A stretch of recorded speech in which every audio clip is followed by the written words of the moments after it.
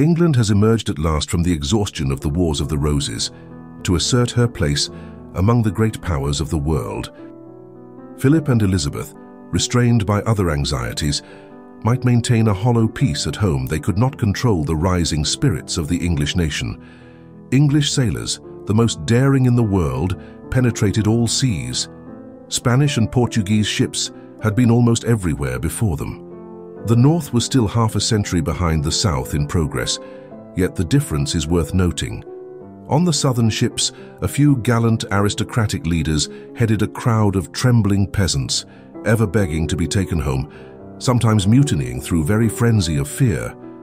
On England's ships, each sailor was as stubborn and dauntless as his chief, differing from him only in the intellect to command.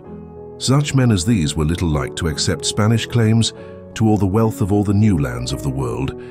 They cruised at will and fought the Spaniards successfully wherever found.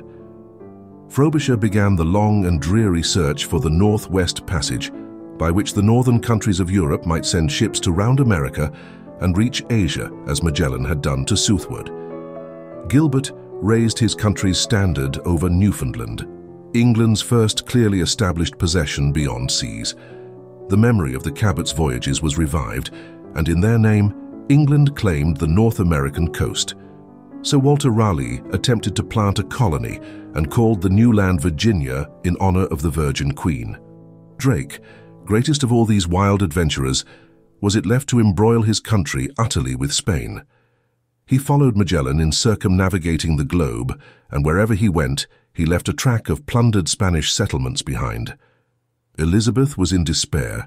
She alternately knighted him and threatened to hang him as a pirate. The Spaniards, rereading his name, called him the Dragon. He was the terror of their seas. At last, the long accumulating quarrel of religious and commercial motives reached a head. Philip began gathering in all his ports that vast, invincible armada, which was to assert his supremacy on sea as upon land, to crush England and Protestantism forever. This was the supreme effort of his life. There was no question as to where the blow would fall. Elizabeth knew it coming, not to be evaded by any policy or concessions. Drake knew it coming, and, taking time by the forelock, sailed boldly into the harbor of Cadiz to singe the King of Spain's beard, destroyed all the ships and stores accumulated there. But Cadiz was only one port among several where preparations were being hurried forward. There were others the hardy Dragon could not penetrate. The next year, 1588, the invincible armada sailed for England. The story of its destruction is too well known for repetition. This was England's proudest achievement. Philip accepted the terrific downfall of all his scheming and ambitions with a gallant calm. He had truly believed that heaven wished him to reassert Catholicism. He accepted the storms which partly destroyed his fleet as the divine refusal of his aid. "You could not strive against the will of heaven," he said kindly to his defeated admiral. In England, the repeated plunderings of Spanish ships and now this final victory flooded the land with wealth and triumph. The internal improvement, the intellectual advance of the people were prodigious. The Elizabethan Age is the most famed in English literature. The first English theatre was built in 1570, a crude and odd affair for cruder plays. Yet, in perhaps that very Armada year of 1588, Shakespeare began writing his remarkable plays. In 1601, the drama rose to its perfection.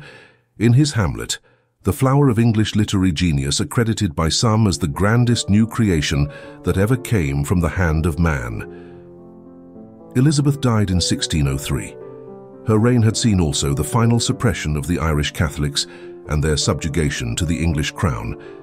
In the year of her death came the flight of the earls, the mournful abandonment of Ireland by the last of the great lords who had fought for and now despaired of her independence. The age of Elizabeth can scarcely, however, be said to cease at her death. The English people had grown greater than their sovereign, and upon them the influences of their Spanish victory continued. Shakespeare is even more the Elizabethan age than Elizabeth, and his writings continued until 1611. Drake had died in 1596. Raleigh lived till 1618.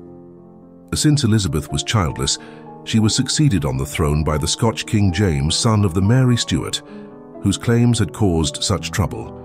James, removed from his mother's care, had been educated by his subjects as a Protestant, so he was welcomed to England.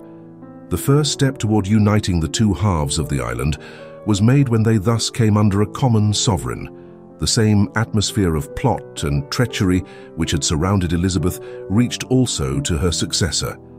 In 1605 was unearthed the Gunpowder Plot, a scheme to blow up James with all his chief ministers and subjects in the House of Parliament. The date of its discovery is still kept as a national holiday in England. Then in 1607 came the fruition of Raleigh's efforts and those of Drake, the beginning surely of a new era. Spain being no longer able to oppose, a new colony was sent out from England to Virginia. It settled at Jamestown and began the successful colonization of the United States. The next year, the French, supported by their great King Henry IV, made a similar beginning. Quebec was founded by them on the St. Lawrence. The era of American discovery was over, and that of American settlement was come.